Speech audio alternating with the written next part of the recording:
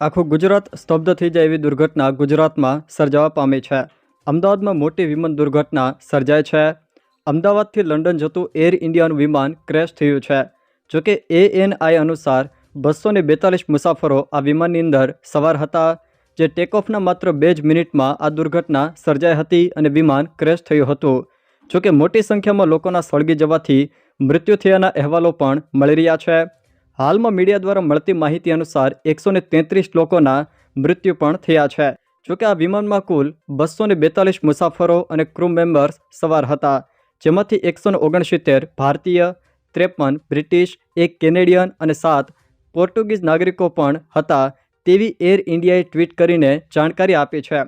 જોકે ગુજરાતના ભૂતપૂર્વ મુખ્યમંત્રી વિજયભાઈ રૂપાણી પણ આ વિમાનની અંદર સામેલ હતા.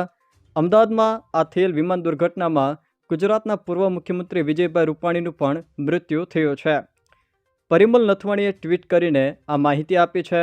પરિમલ નથવાણી દ્વારા મુખ્યમંત્રી વિજયભાઈ રૂપાણીને મૃત્યુને લઈને શોક પણ વ્યક્ત કરવામાં આવ્યો છે. જોકે અમદાવાદ પ્લેન ક્રેશમાં કોણ કોણ લોકો સવાર હતા તેનું લિસ્ટ પણ જાહેર કરવામાં આવ્યું છે. ઘાયલોને સારવાર હેઠળ ખસેડવામાં આવ્યા છે. જોકે બીજી મેડિકલ બોયઝ હોસ્ટેલ પર આ વિમાન ક્રેશ થયું હતું અને પ્લેન ક્રેશ થયા બાદ આખી બિલ્ડિંગ પણ સળગી ઉઠી હતી.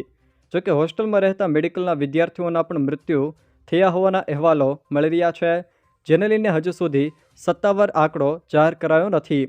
જોકે અમદાવાદમાં એર ઇન્ડિયાનું વિમાન ક્રેશ થયું, જે ઘટનાને લઈને વડાપ્રધાન નરેન્દ્ર મોદી અને કેન્દ્રીય ગૃહમંત્રી અમિત શાહ સહિત અન્ય નેતાઓ પણ અમદાવાદ આવવા રવાના થયા છે. જોકે રાજ્ય સરકારે આ ઘટનાને લઈને હેલ્પલાઇન નંબર પણ જાહેર કર્યો છે.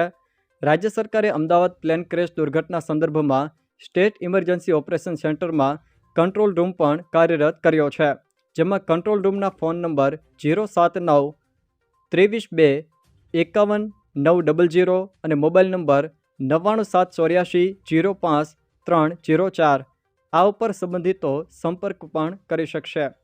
જોકે મિત્રો, આ ઘટના ગુજરાત માટે ગોજારી ઘટના કહી શકાય.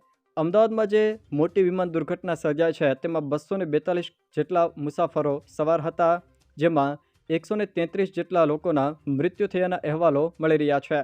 જેમાં ગુજરાતના પૂર્વ મુખ્યમંત્રી વિજયભાઈ રૂપાણીનું પણ મૃત્યુ થયાના સમાચાર મળી રહ્યા છે.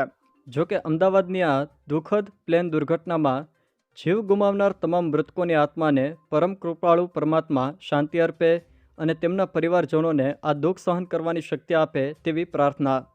જો દર્શક મિત્રો આ વિડીયો તમને પસંદ આવ્યો હોય તો વિડીયોને લાઇક કરો, તમારા મિત્રો સાથે શેર કરો અને જો તમે અમારી ચેનલમાં નવા હો તો ચેનલને સબસ્ક્રાઈબ જરૂર કરજો, જેથી મારા આવનારા તમામ વિડીયોની માહિતી તમારા સુધી પહોંચી શકે.